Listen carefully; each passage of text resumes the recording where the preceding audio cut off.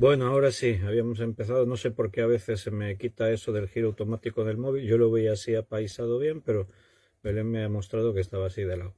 Mejor así, ¿verdad? Porque si tenéis por costumbre mirar la pantalla mientras hablo, pues ibais a verme así torcido todo el rato. Bueno, vamos a empezar nuestro estudio bíblico. Vamos a tener este tiempo para meditar delante del Señor y, como hemos dicho antes, vamos a estudiar la epístola a los romanos. Ahí vamos a estar. Epístola a los romanos, capítulo 1. Estábamos por allí al final del capítulo 1, así que vamos a meternos al final del capítulo 1 y vamos a comenzar ya en el capítulo 2. Y bueno, primero lo que vamos a hacer es una oración. Le vamos a pedir al Señor que sea Él quien nos dirija y así nos ponemos en sus manos y confiamos este tiempo en las manos de Dios. Vamos a orar. Padre, muchas gracias por este tiempo, gracias por la oportunidad que nos das de reunirnos un día más, otra vez, Señor, en tu nombre. Hermanos de diferentes lugares, qué bueno ver a mis hermanos ahí cada día, realmente son un estímulo, un ejemplo y a mí me animan, me alegra de podernos reunir así alrededor de tu palabra, confiando en ti, sabiendo que todo esto depende de ti, que no es por nuestro conocimiento, sino es por la sabiduría que tú nos das.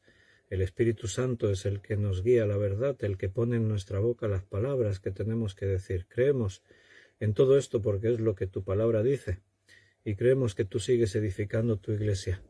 Por eso pedimos tu dirección este momento, Señor, también hoy, que nos guíes en todo lo que vayamos a hablar y decir para que sea tu palabra la que nos hable. Ayúdanos para poder explicar la verdad de tu palabra y para también recibirla con sabiduría, con disposición. Háblanos y llévanos, Señor, allí donde tú quieras en esta tarde. Te agradezco por todos mis hermanos y te pido una bendición en cada uno de ellos. Bendice sus vidas, bendice todo lo que ellos emprendan, que todo esté guiado por ti y estén en el centro de tu voluntad.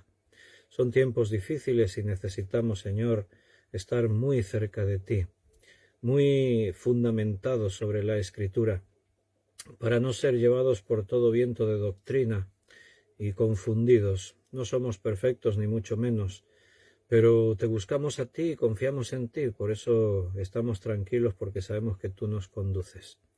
Gracias y te pedimos todo esto en el nombre de nuestro Señor Jesucristo. Amén. Muy bien, queridos hermanos, pues vamos al estudio bíblico. Como hemos dicho, estamos ahí en la epístola a los romanos.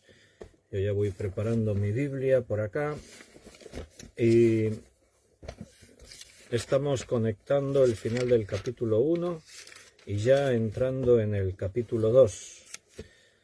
A ver qué es lo que el Señor nos quiere decir hoy. Pero antes, pues déjame que vea aquí en los hermanos que han escrito algún saludo en el directo de este Facebook. Y así pues correspondemos al saludo. Benito ha saludado el primero. Buenas noches, Benito. Y Luz Bañuelas también. Bendiciones. Buenas tardes, Luz. José María, buenas tardes. Ahora sí, dice José María. Hemos empezado así torcidos, pero hemos reiniciado la conexión. David, Liliana, David y Daniela, buenas noches, bienvenidos familia. Ana Rita, bienvenida, Dios te bendiga. Linda Sal, buenas noches, Linda, Dios te bendiga. Gaby y Yoli, o Yoli y Gaby, buenas noches, bendiciones, bienvenidos. Miguel Torres, qué bueno verte un día más, Dios te bendiga, un abrazo. Paco, Rosario, bienvenidos, Dios os bendiga. Juan Bermudo, buenas noches, Juan, Dios te bendiga. Y también está por ahí Beatriz. Buenas noches, Beatriz. Dios te bendiga. Y Enoe ha dicho amén. Pues amén, que así sea. Bien, hay más hermanos ya conectados, algunos escribiendo, pero vamos a meternos en el estudio. Romanos capítulo 1. Llegamos al final del capítulo en el versículo 22, después de ver esa lista tremenda de todas esas actividades inmorales, de todos esos pecados que caracterizan a ese hombre natural que rechaza a Dios, que no quiere saber nada de Dios y que por lo tanto vive en su propia vana manera de pensar, teniendo a Dios a un lado, buscando sus propias religiones, creando sus propios dioses con sus propias manos, y no tiene a Dios en cuenta para nada. Y entonces termina este capítulo diciendo de estos, ¿quiénes? Dice, habiendo entendido el juicio de Dios, que los que practican tales cosas son dignos de muerte, no sólo las hacen, sino que también se complacen con los que las practican. Y el final de este capítulo y de este párrafo, porque el tema no ha terminado, va a continuar en el capítulo 2, solo que tomando una dirección nueva. Ahora lo vamos a hablar, lo vamos a ver. Pero aquí dice que estos que practican todas estas cosas, que se han envanecido, que han rechazado a Dios, dice que no solo ellos mismos las hacen, sino que aplauden a los que las hacen, o sea, se congratulan, se alegran de estar ahí viendo a los demás también pecando. Una característica del Hijo de Dios precisamente es lo contrario. Cuando tú ves el pecado a tu alrededor, te tienes que sentir mal, tienes que sentir tristeza, tienes que sentir lo que le pasaba a Pablo cuando caminaba por Atenas, ¿no? Y veía toda la idolatría, todo lo que había ahí. Dice que se enardecía. Quiere decir que se ponía como enfadado y triste a la vez, y es una sensación así extraña, ¿no? Pero el que no tiene a Dios en su vida, pues el pecado le da igual. Y él peca, y ver a otros que pecan le alegra. O sea, es como estamos en la misma onda, ¿no? Pero aquí el versículo crea un poco de incertidumbre por todo lo que ha dicho anteriormente, porque fíjate el tono que toma ahora la acusación. Hasta ahora Pablo no había hablado así, pero ahora dice que quienes habiendo entendido el juicio de Dios,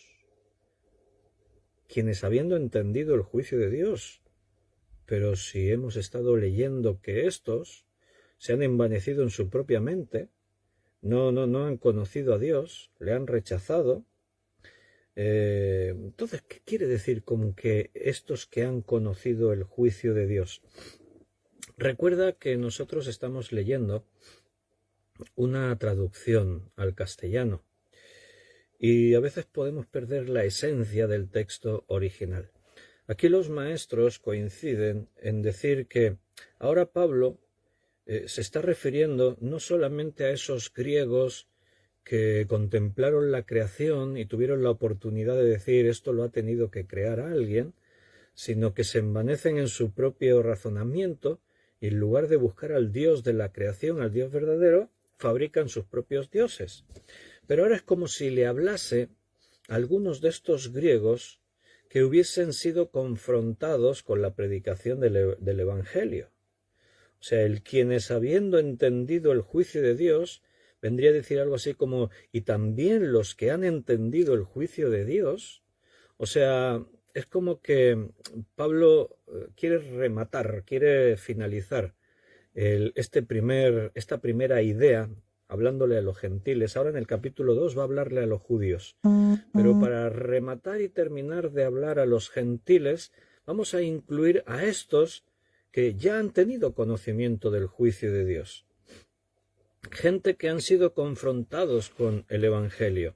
Porque para tener conocimiento del juicio de Dios, para poder tener ese conocimiento de quién es Jesucristo, de lo que implica rechazarle y tenerse que enfrentar al juicio futuro, son personas que para llegar a ese conocimiento han tenido que escuchar la palabra. Si no, no sabes. Una cosa es contemplar la creación, la naturaleza, y al ver todo eso, llegar a una conclusión lógica de decir, tiene que haber un Dios que ha creado todo esto. Incluso puedo percibir en la creación aspectos de su carácter, porque la creación me muestra mucho, o sea, que quien hizo eso tiene mucho poder, que tiene mucha creatividad, que tiene intención y que es alguien muy bueno, porque todo lo que hay ahí es bueno, y misericordioso, porque no hace acepción de personas. El sol sale cada día sobre justos e injustos, sobre quien lo merece y sobre quien no lo merece también. Entonces una cosa es eso, contemplar la creación y decir Dios tiene que existir, alguien ha tenido que hacer esto, y rechazarlo y decir pues no, yo me fabrico mi propio Dios. Y otra cosa es entender el juicio de Dios. Otra cosa es tener conocimiento del propósito de Dios. Eso no se obtiene contemplando solamente la creación, la naturaleza, sino que tiene que venir por el propio conocimiento que nos da la palabra. Cuando se predica el Evangelio tenemos acceso a ese conocimiento. Y si rechazas la predicación del Evangelio, pues ya no te queda más opción. Si rechazas aquello que es lo que te lleva a la verdad, si rechazas el conocimiento de la Biblia que te lleva al único que te puede salvar, que es Jesucristo, ¿qué es lo que te queda? No te queda nada. Entonces, quienes habiendo entendido el juicio de Dios, que los que practican tales cosas son dignos de muerte, o sea, cuando a ti se te predica el Evangelio, se te dice esto: si tú practicas todos estos pecados, la paga del pecado es muerte. Por lo tanto, si tú practicas esto, y nota que utiliza la palabra practicar, siempre la Biblia va a hacer esta diferencia. Y esto es muy importante que el creyente lo entienda, porque cualquier creyente puede caer en cualquiera de esos pecados que se han dicho antes. De hecho, en la Biblia hay testimonios de hombres fieles a Dios que tenían un corazón conforme el corazón de Dios y que cayeron en algún pecado, pero no practicaban. Esa es la diferencia. Si quieres un texto muy bueno para entender esto es Primera de Juan. La primera carta de Juan te va a enseñar muy bien este principio, porque allí comienza diciendo en el capítulo 1 que hijitos, estas cosas os he escrito para que no pequéis, pero si pecáis, abogado tenéis para con el Padre, a Jesucristo. O sea que ahí se contempla que el cristiano puede pecar. También va a decir ahí, el que dice que no tiene pecado es mentiroso. Pero más adelante, en la misma epístola, dice que los que practican el pecado están condenados. Así de claro lo dice. Entonces, la diferencia está en que el que peca, como por accidente, ocasionalmente, y otra cosa es practicar el pecado. Es algo muy distinto. El que practica es el que persevera en esto. Cuando tú dices, yo practico, estoy aprendiendo un instrumento, estoy aprendiendo el piano, estoy practicando mucho. Practicar significa una intención, significa un esfuerzo en hacer eso constantemente, diariamente, a cada momento. Entonces, los que practican tales cosas son dignos de muerte. Son personas que han podido escuchar la palabra, tienen el conocimiento de lo que representa el pecado, se les ha dicho, la paga del pecado es muerte. Entonces, si tú practicas esto, pues entonces, si sigues en tu asunto, después de haber conocido el juicio de Dios, que los que practican tales cosas son dignos de muerte, pues ya no queda más por hacer, ya no quedan más expectativas, como dice allí en la epístola a los Hebreos, sino una horrenda expectación de juicio y de muerte. Y no pienses que a lo mejor un día, cuando me muera, pues Dios dirá, bueno, a este lo perdono. No pienses que de pronto por tus buenas obras te vas a salvar. No, la predicación del Evangelio tiene que dejar el mensaje claro. No es por obras para que nadie se gloríe. Solo hay un camino que lleva al Padre, que es Jesucristo. Solo hay un mediador entre Dios y los hombres, que es Jesucristo. Solamente en Cristo encontramos el camino, la verdad y la vida. Así que no hay otra forma de salvación, solo a través de Jesucristo. Bien, y entramos en el capítulo 2. En el capítulo 2, aunque el tema continúa, porque si tú te fijas en el versículo 1 cómo comienza, por lo cual, o sea, esta expresión nos liga directamente a todo lo que se ha dicho anteriormente, pero aquí va a cambiar el lenguaje. Porque fíjate cómo habla. Por lo cual eres inexcusable, oh hombre, quien quiera que seas tú, que juzgas, pues en lo que juzgas a otro te condenas a ti mismo, porque tú, que juzgas, haces lo mismo. Nota que ahora se utiliza la segunda persona del singular, tú. Hasta ahora han sido ellos. ellos, los que hacen tales cosas, los que practican, los que tuvieron conocimiento, ellos. Pero ahora cambia la forma del pronombre. Y entonces ahora está hablando directamente a tú. Toma la segunda persona del singular y habla tú. ¿Y qué ha pasado ahí? ¿A quién le está hablando ahora Pablo? Bueno, conforme avancemos nos vamos a dar cuenta de eso porque el contexto nos lo dice. Pero yo ya os puedo adelantar que ahora le habla a los judíos. Ahora está hablando a los judíos. Antes estaba hablando de los gentiles y ahora del capítulo 2, versículo 1, hasta el capítulo 3, versículo 8, ahora él confronta a los judíos porque los judíos también son responsables ante Dios por sus pecados. Y esa confrontación es muy importante de tenerla en cuenta, porque el religioso, el que se piensa que por ser religioso ya lo tiene todo hecho, no es así. O sea, para poder estar en paz con Dios, tu pecado ha tenido que ser limpiado. El pueblo judío tenía este problema. Ellos juzgaban al mundo, a los gentiles.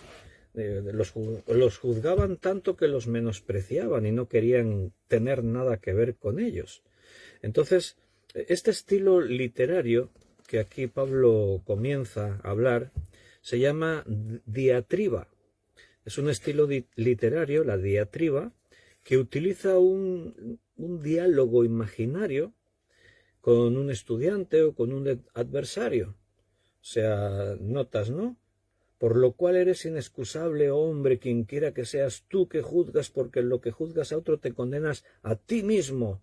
Porque tú que juzgas es como si estuviese hablando con alguien cara a cara, pero no es así. Es un estilo literario, que se llama así diatriba. Está utilizando como una especie de diálogo, pero es imaginario este diálogo. En realidad no tiene nadie delante, sino que él está escribiendo a los romanos, a los creyentes en Roma. Y los creyentes en Roma, la iglesia de Roma, está compuesta por judíos y por gentiles, pero mayoritariamente seguramente gentiles, como ya dijimos al comienzo de esta epístola.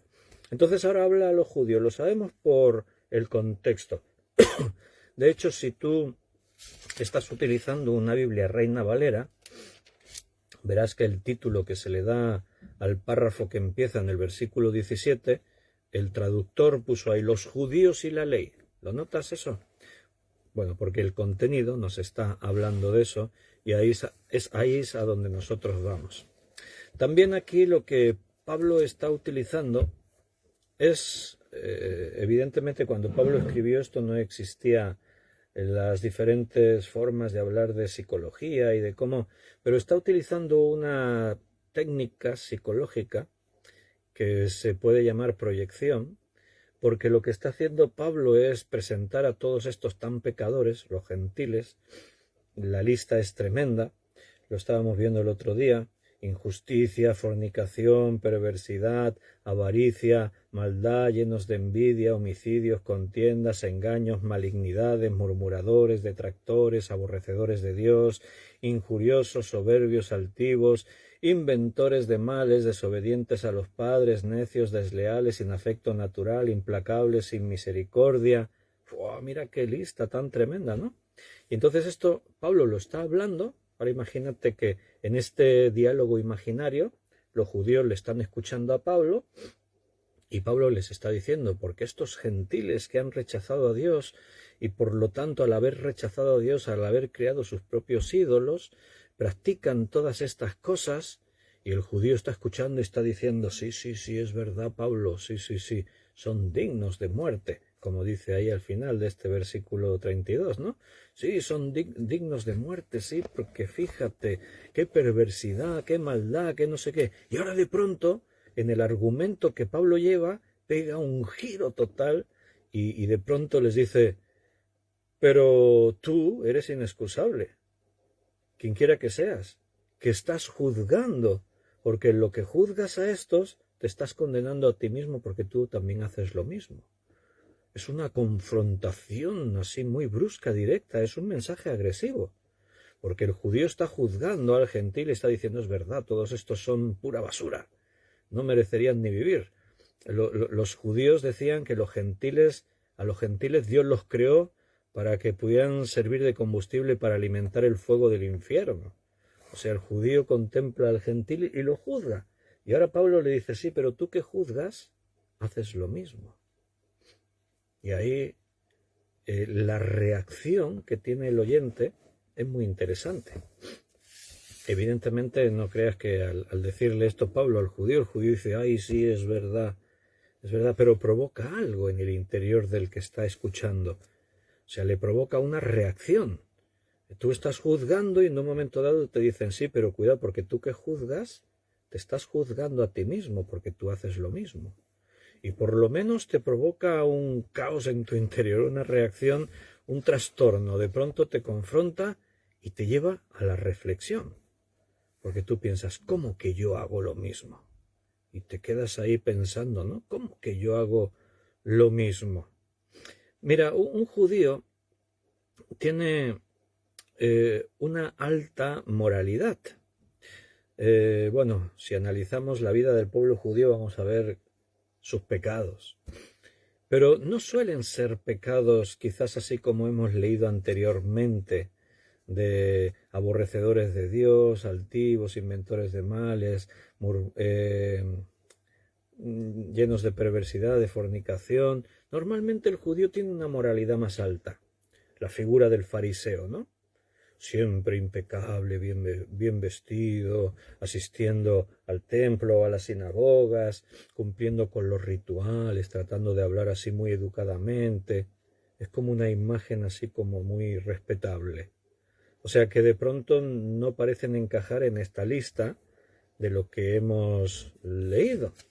Pero no te olvides que entre todas estas cosas aparecen palabras como murmuradores, murmuración, aparecen palabras como soberbios, altivos.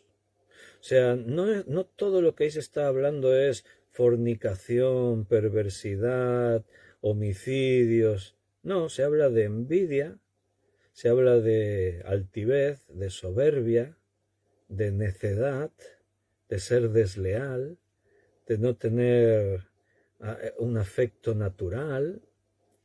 Y el judío sabe que aunque guarde toda la ley, si peca en una cosa, toda la ley queda invalidada. Entonces es un método muy bueno el que acaba de utilizar Pablo, porque él les dice, mira los gentiles qué malos y qué pecadores que son.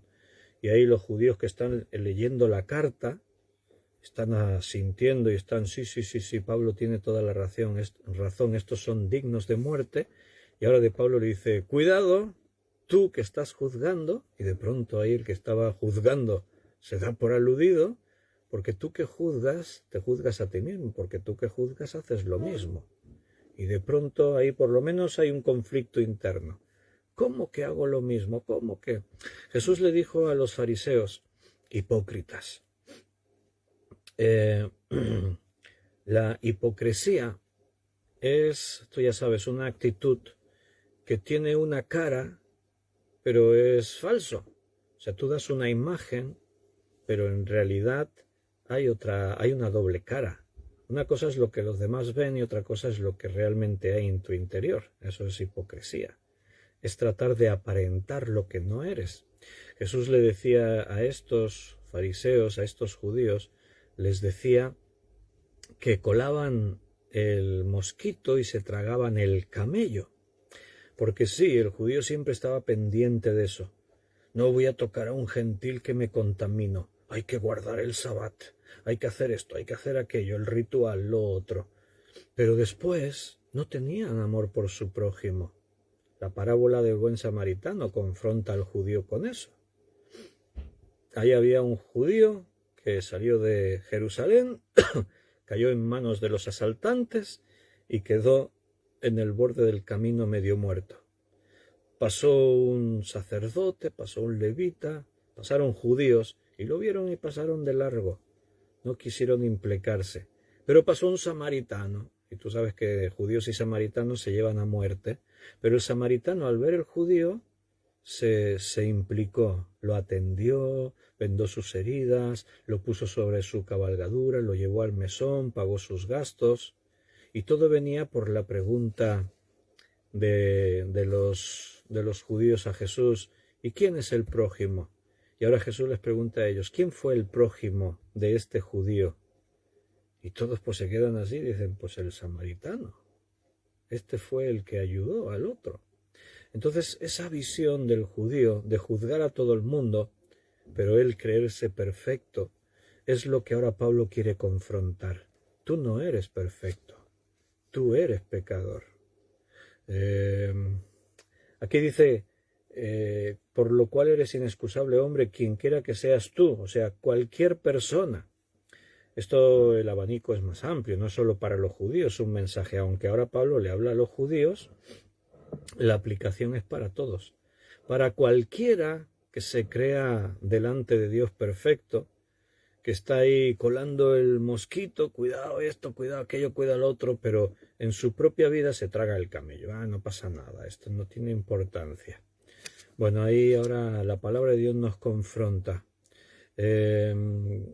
Podemos a veces tener una alta moralidad, pero estar fallando en cosas que nosotros creíamos que no fallábamos. Quizás esto también tiene que ver de cómo interpretaban los mandamientos, de cómo ellos mismos interpretaban la moralidad, la ley de Dios, porque cuando Jesús viene los confronta y les enseña una manera distinta de ver la ley. Vámonos a Mateo capítulo 5.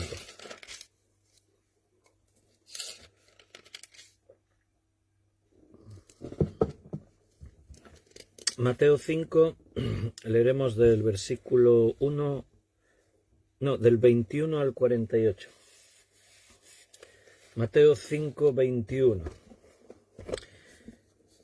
La perspectiva de Jesús en cuanto a la ley, a cometer pecados. Oísteis que fue dicho a los antiguos: no matarás, y cualquiera que matare será culpable de juicio. Bueno, pues yo os digo que cualquiera que se enoja contra su hermano será culpable de juicio, y cualquiera que diga necio a su hermano será culpable ante el concilio, y cualquiera que le diga fatuo quedará expuesto al infierno de fuego. Por tanto, y bueno, ahí ahora saltaremos al versículo 27.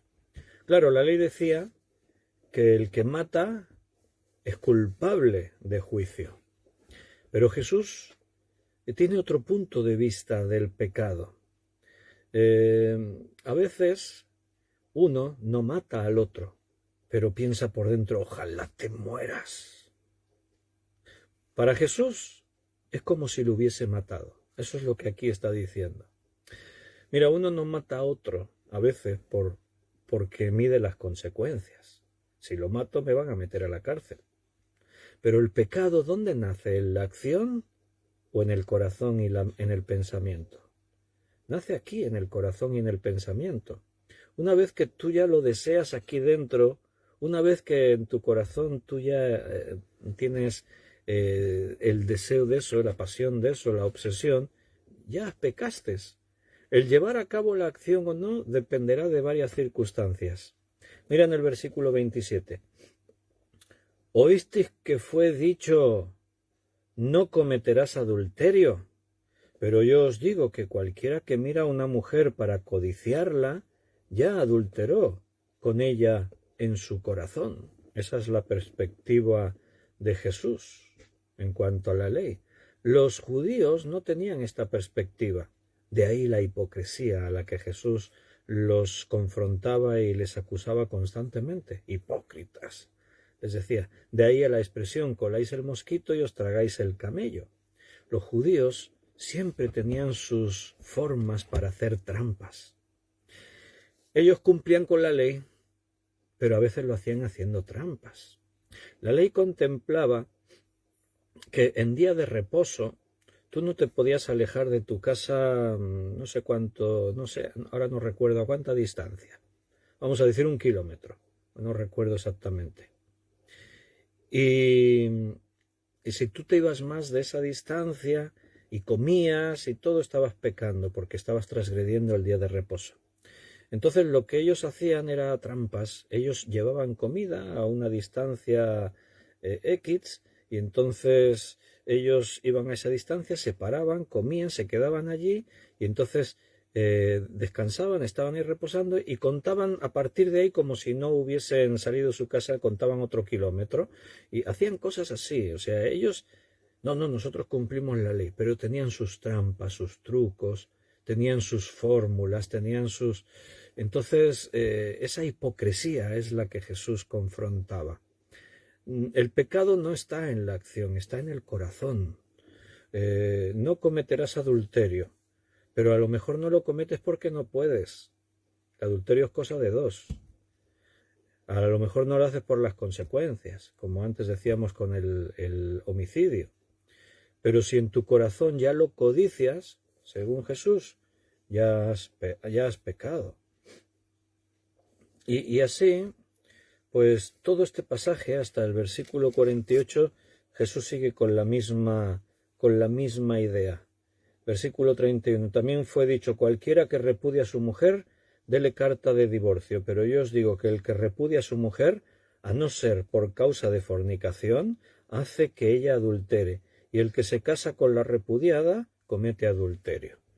¿Por qué Jesús habla de esto? Porque Moisés enseñó acerca del divorcio. Si os tenéis que divorciar, ponlo por escrito, explica el por qué, haz una carta. Pero ellos se quedaron con el gesto. Vale, si me quiero divorciar, hago una carta. No, pero la intención no era esa. Es decir, la carta es el justificante para divorciarme. No, es para que realmente consideres por qué te quieres divorciar y que quede por escrito, que conste. Entonces, ¿qué pasaba? Los judíos tomaron lo de la carta. Y entonces ellos escribían una carta para divorciarse y ahí ponían el motivo que a ellos les parecía. Es que ya no me gusta cómo cocina mi mujer. Carta de divorcio. Es que desde que nos conocimos ha cambiado físicamente, ya no me gusta. Carta de divorcio. ¿Entiendes? Entonces, la forma de interpretar la ley es lo que Jesús está ahora condenando y confrontando. Versículo 38. ¿Oísteis que fue dicho ojo por ojo y diente por diente? Pero yo os digo, no resistáis al que es malo antes, a cualquiera que te hiera en la mejilla derecha, vuélvele también la otra. Y al que quiera ponerte a pleito y quitarte la túnica, déjale también la capa. Y a cualquiera que te obligue a llevar carga por una milla, ve con él 2. Al que te pida, dale. Y al que quiera tomar de ti prestado, no se lo rehuses. ¿Oíste que fue dicho amarás a tu prójimo y aborrecerás a tu enemigo? Pero yo os digo, amad a vuestros enemigos, bendecid a los que os maldicen, haced bien a los que os aborrecen y orad por los que os ultrajan y os persiguen. Estaba esta tarde escuchando en la radio, mientras conducía, estaban hablando, porque hoy salió una noticia que la Iglesia Católica Apostólica Romana tiene unas 35.000 propiedades aquí en España.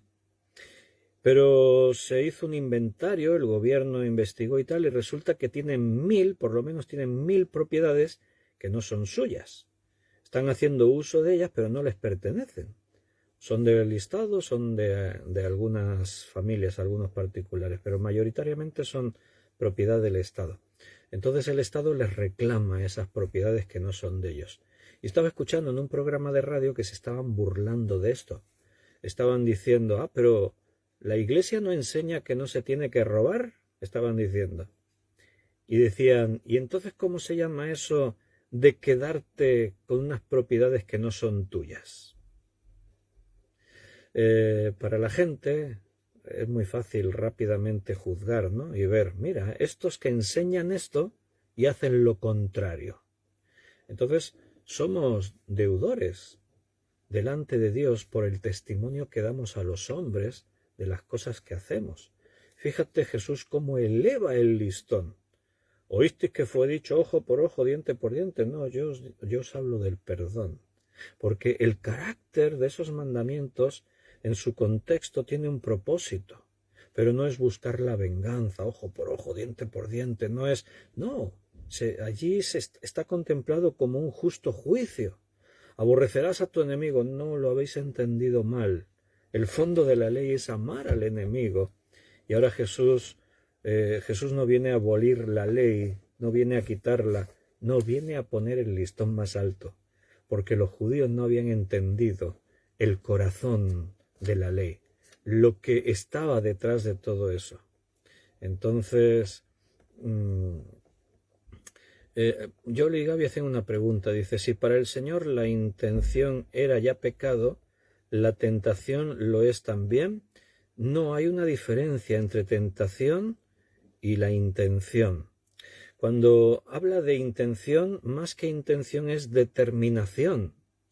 Porque evidentemente entre intención y determinación quizás no hay mucha distancia, pero una cosa es la tentación, hay una lucha. La lucha precisamente manifiesta que te resistes a hacer eso. Por un lado dices, ay, quiero hacer esto, y por otro lado dices, no, esto no debo hacerlo. Entonces hay una lucha, está demostrando que no estás conforme. Jesús, fíjate que está hablando más de determinación. El que codició a la mujer ya cometió. El que le desea la muerte al hermano, aunque no lo haya matado. O sea, ya se decidió. La única diferencia entre el pensamiento y la acción son las circunstancias. Muchos no matan a otro, no porque no lo deseen y no quieran. Habéis escuchado eso, ¿no? Si las miradas matasen. Bueno, no es que no quiera, es que no puede. Si lo mato, yo sé que tengo que asumir consecuencias. A esta persona me gustaría acostarme con ella. No lo hago porque no puedo, porque a lo mejor ella no quiere, porque las circunstancias, por las consecuencias.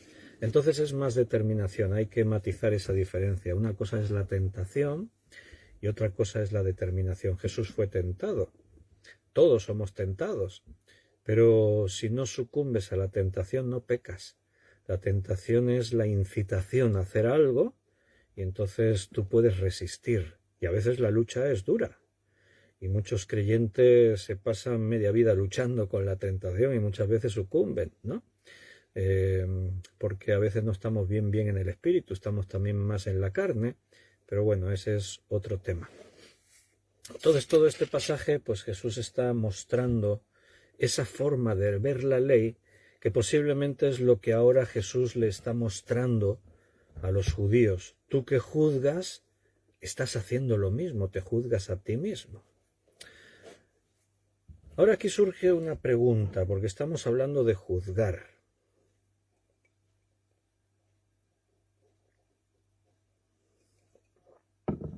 La pregunta es, ¿se puede juzgar?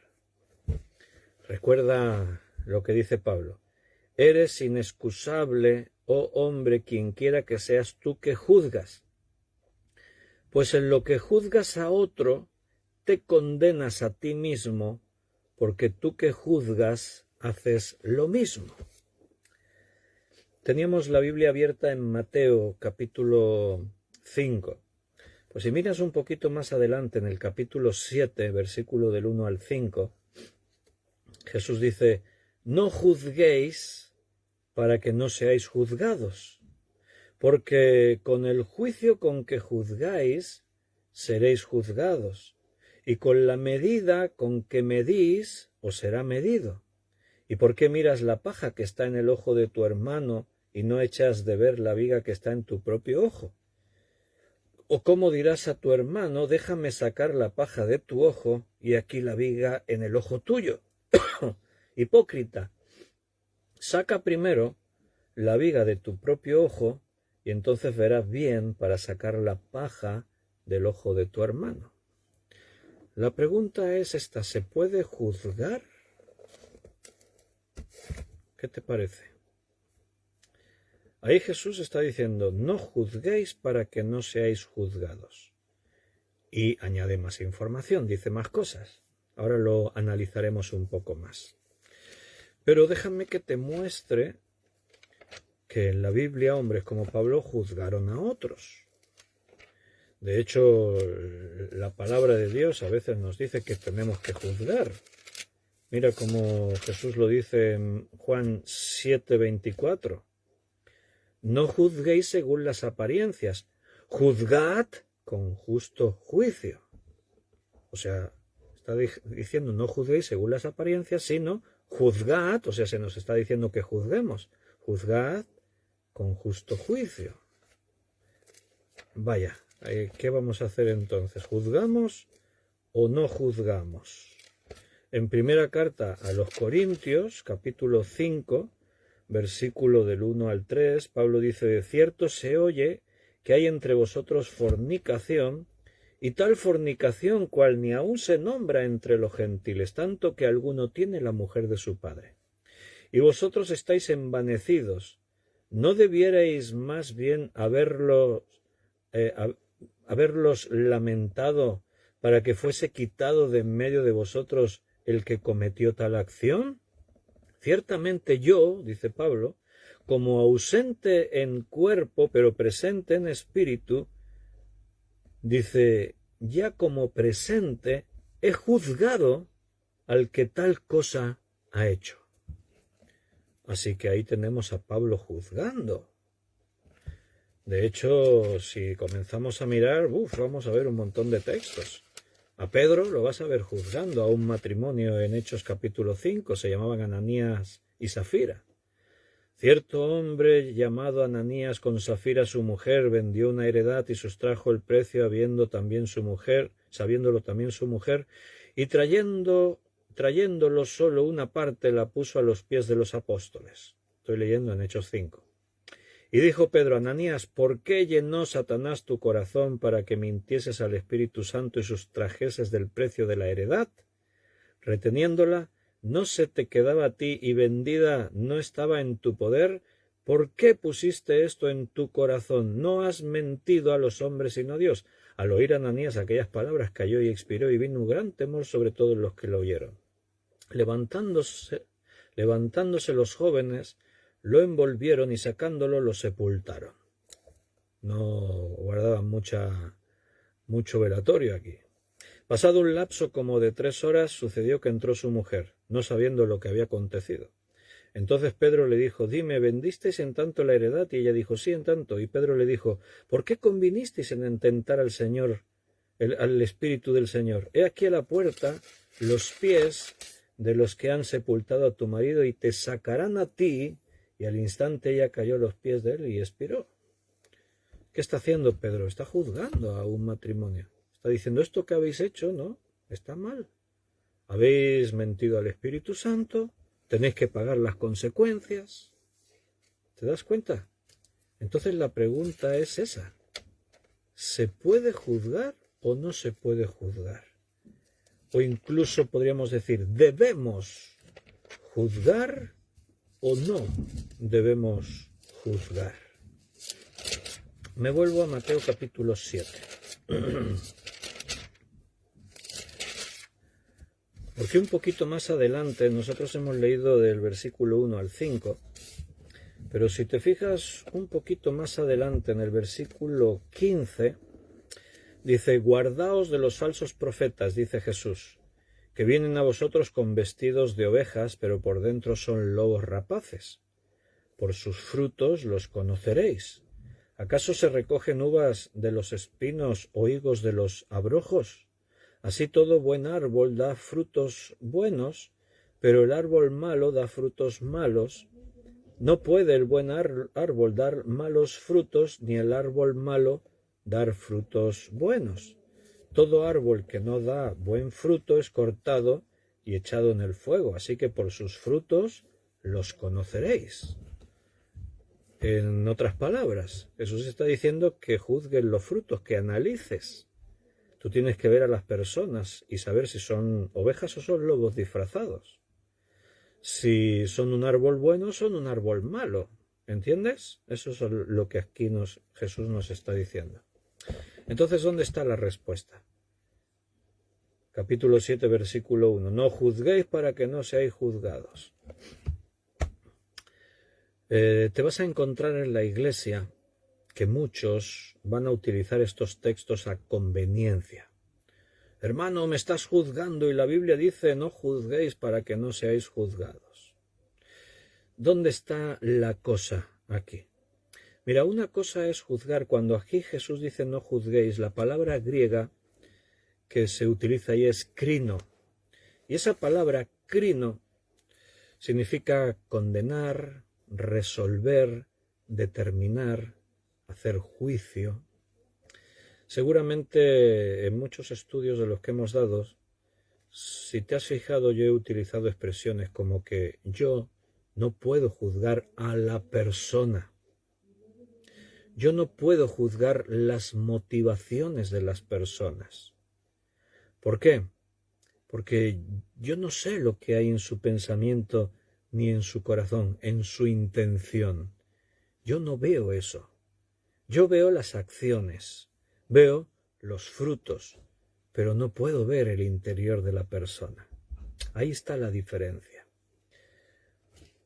Cuando Jesús está aquí hablando, no juzguéis para que no seáis juzgados, el tema es ese, el juzgar a los demás. Y está diciendo que tú que juzgas no estás capacitado para juzgar porque tú haces lo mismo o estás peor o estás en otro plano. Lo que Pablo le dice a los judíos en Romanos en relación a los gentiles. Hombre, tú que juzgas y haces lo mismo. Jesús está enseñando un principio. No puedes juzgar a los demás si estás contaminado.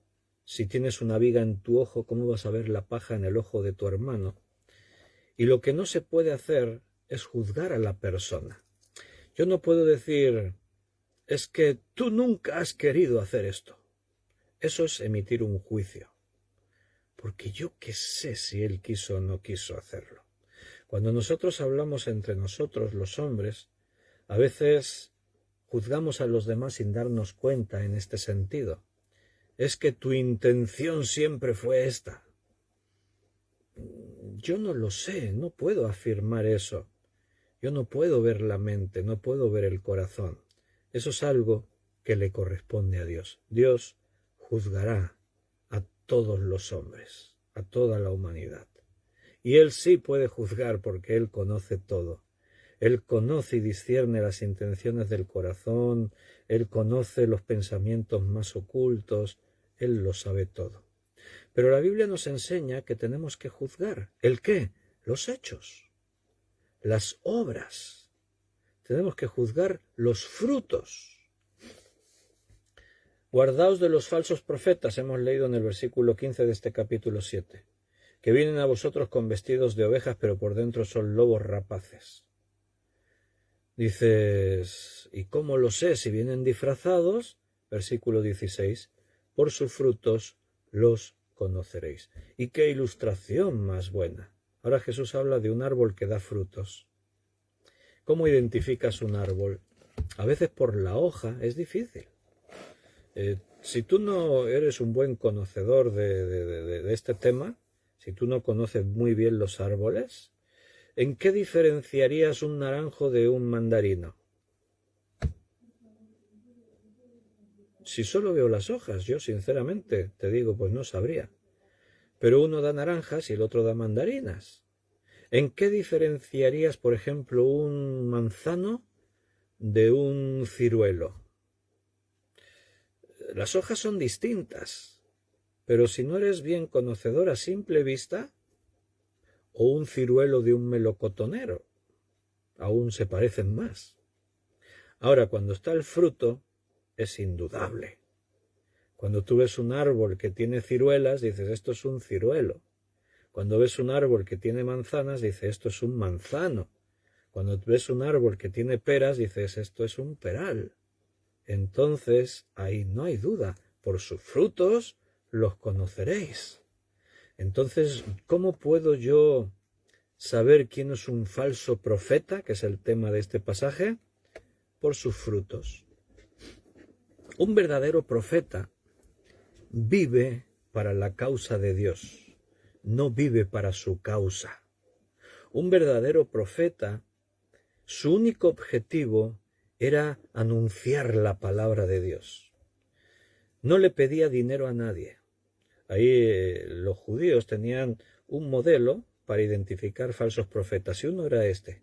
Si el profeta le pide dinero a alguien es un falso profeta, decían.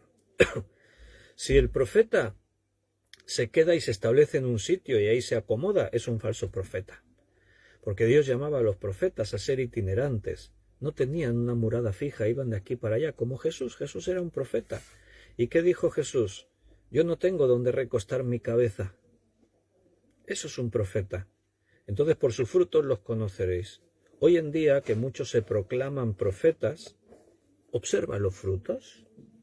Ve, mira su vida, lo que hacen, cómo viven, cómo se comportan, y en base a sus frutos identificarás si es un verdadero profeta o es un falso profeta, si es una oveja o es un lobo rapaz. Y otra cosa para identificar, porque el fruto también se manifiesta de otra manera, por la boca, lo que habla. Escucha bien lo que dice, escucha lo que habla, y también ahí identificarás, también ahí tendrás. Entonces el Señor nos enseñó a aplicar, por ejemplo, la disciplina en la iglesia, ¿verdad? Si tu hermano peca contra ti, ve y habla con él. Si no te escucha, ve y busca a 1 o 2 testigos. Volvéis a hablar con él. Si no os escucha, ponlo en conocimiento de la iglesia y que la iglesia hable con él. Y si no escucha la iglesia, tenedlo por gentil y pecador, apartadlo, separadlo de vosotros. Se está juzgando, por lo tanto, a una persona. Pero no tanto a la persona, se está juzgando los hechos de esa persona.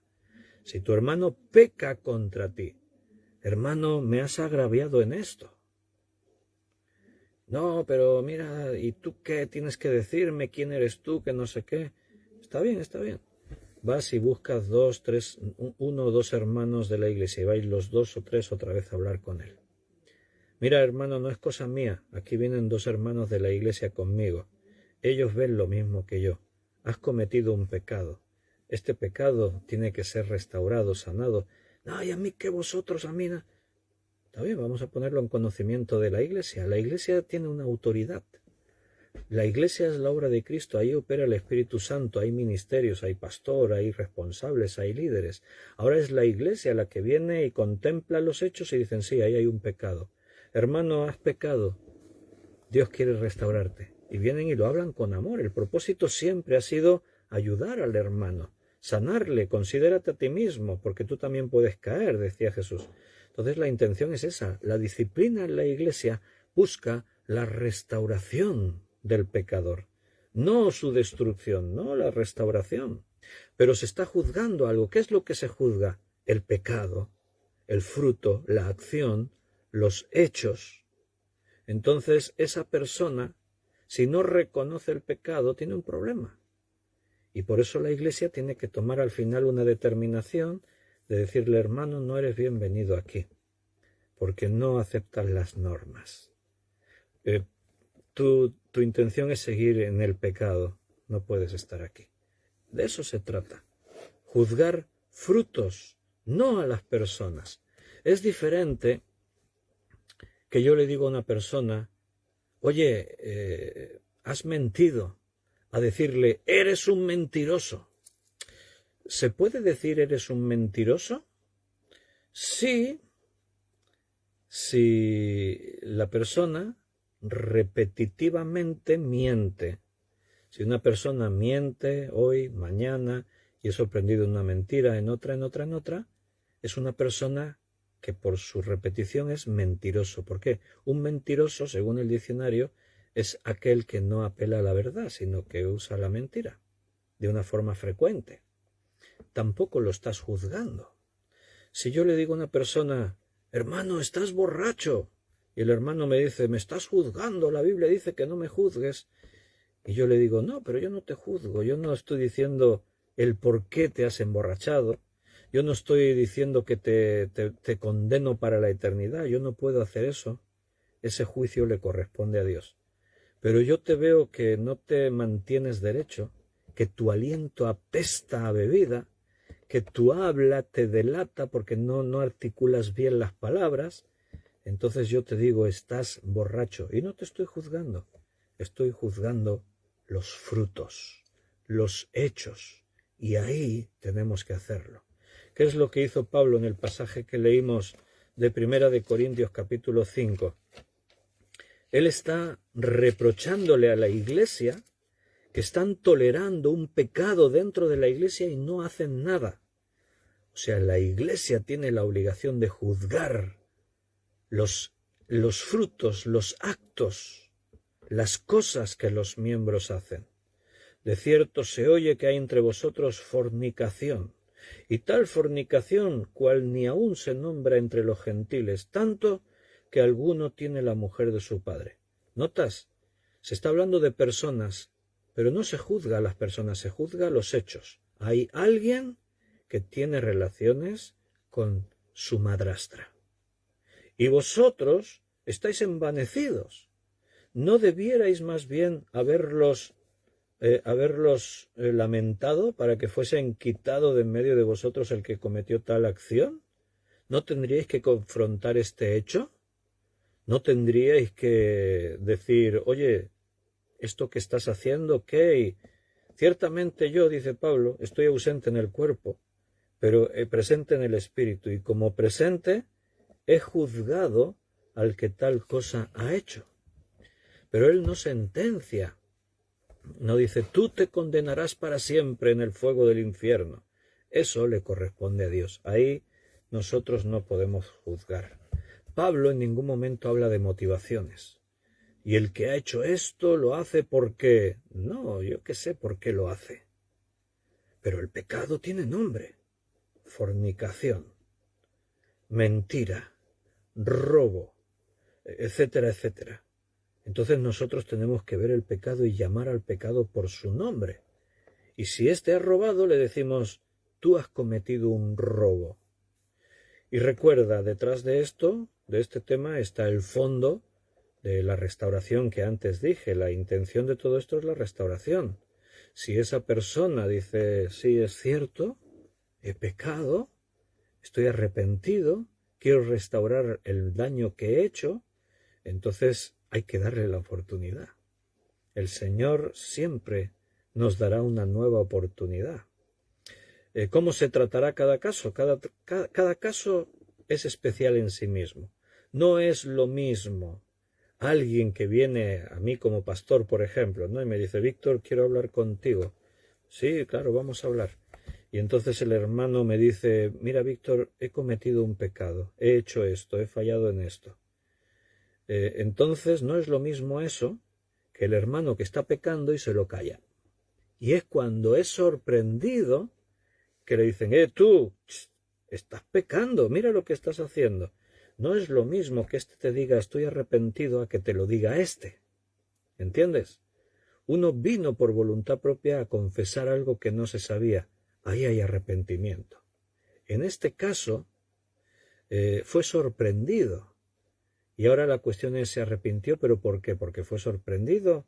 ¿O ya dentro de él?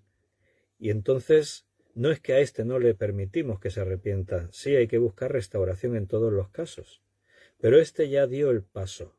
Este está por demostrar si realmente se arrepintió. ¿Entiendes?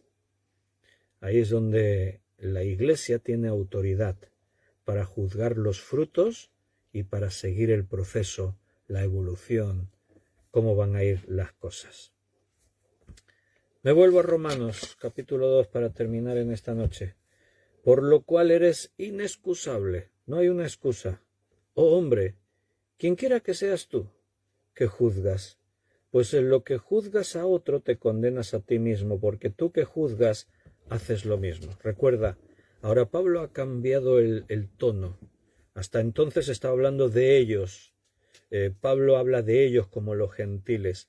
Ahora le habla de tú. Ha cambiado a la segunda persona del singular, tú, porque ahora le está hablando a los judíos y el contexto que viene a continuación nos confirma eso. Y el judío es este que juzga personas. Los judíos juzgaban a las personas. Este gentil es escoria, es basura, es leña para el infierno, es peor que un perro. El judío juzgaba personas. Entonces Pablo dice, tú no tienes ninguna excusa delante de Dios, porque tú que juzgas te estás condenando a ti mismo porque tú haces lo mismo. Y ahí el judío puede decir, ¿cómo que yo hago lo mismo? Yo no he matado a nadie, yo no he cometido fornicación, yo no... Sí, pero a lo mejor eres murmurador, eres avaricioso, eres egoísta, eres... Dentro de la lista hay de todo. Y los judíos caían en esas cosas también. Bueno, queridos hermanos, lo vamos a dejar aquí por hoy. Se nos ha pasado la hora, espero que no se os haya hecho muy larga. Y si Dios quiere, mañana martes, como todos los martes, estaremos en persona en nuestro local de reuniones, aquí en Valls, calle de la Candela número 19. Ahí estaremos a las 7:30. Si estáis por aquí cerca y tenéis ocasión de venir, siempre es un placer que nos podamos ver cara a cara y podamos estar ahí alabando al Señor un ratito. A las 8 en punto tendremos el estudio bíblico. Para los que no podéis venir, lo haremos en directo como siempre. Y al acabar también los que estamos ahí nos tomamos un ratito para orar. Entonces, tanto como si venís en persona como si os conectáis en directo o por diferido, pues de una forma u otra nos vemos. Si Dios quiere, estamos en su mano. Así que confiados en Él y estaremos con la expectativa de que mañana nos podamos volver a reunir. Un abrazo muy fuerte, que el Señor os cuide, os bendiga, descansad en el Señor, que la paz del Señor gobierne en vuestros corazones y nos vemos mañana. Un abrazo.